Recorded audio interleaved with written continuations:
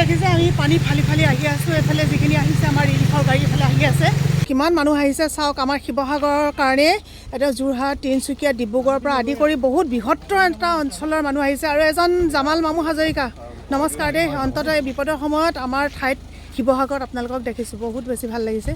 কি নাই তাৰমানে গম পাইছোঁ, আমিও খবৰটো পাই পেলাই আমাৰ এনেকৈ গোটেই যুৱ প্ৰজন্ম ওলাই আহিছে।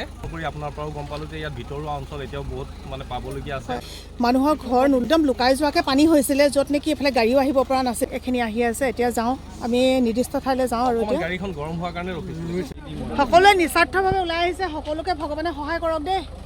তিনিচুকীয়া, ডিব্ৰুগড়, যোৰহাটৰ পৰা বিভিন্ন অঞ্চলৰ পৰা গ্ৰুপ মানে হোৱাটছআপ গ্ৰুপত আৰু ফ্ৰেণ্ড চাৰ্কুলৰ মাজত যুৱকসকলৰ তেওঁলোকে মিলি পেলাই আমাৰ আপোনালোকৰ মাজত আহি এই বিতৰণটো কৰিবৰ কাৰণে আহিছে। সকলোৱে পাব, আপোনালোকে বিশৃংখলা নকৰিব, সকলোকে দিয়া হ'ব। আৰু বেলেগ জেগাৰ কাৰণেও আৰু গাড়ীও আছে, সকলোৱে আপোনালোকে ধীৰে স্থিৰে লওক। আপোনালোকক দিবৰ কাৰণে আমি উপস্থিত হৈছোঁ। আৰু আপোনালোকৰ কাৰণে টোপোলা হিচাপে পেকেজিং আহিছে, পাৰ হেড চবেই পাব। এইটো নেভাবিব যে আগত আহিলেহে পাম বুলি। মানে বয়সবোৰ নিজে নিজে মিলাই পেলাই ল'ব আৰু সেইটোতো নোৱাৰি আৰু হয় নাই। এইখিনি অকল চাদৰহে আছে, বাচ্চা কাপোৰ নহয়, সেইখিনি চাদৰ আছে অকল।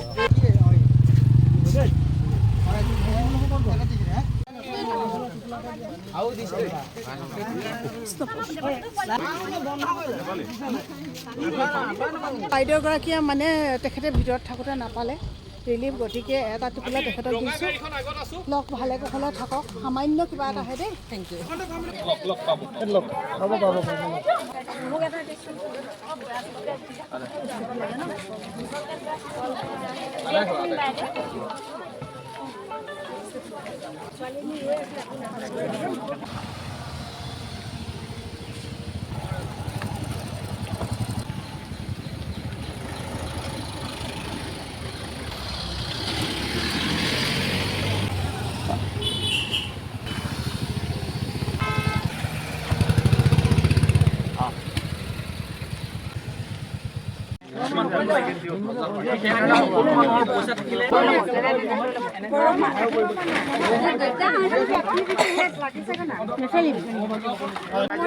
কাৰ্যসূচী কৰি আছো, ৰাইজক সকলোক কৈছো যে সকলোৱে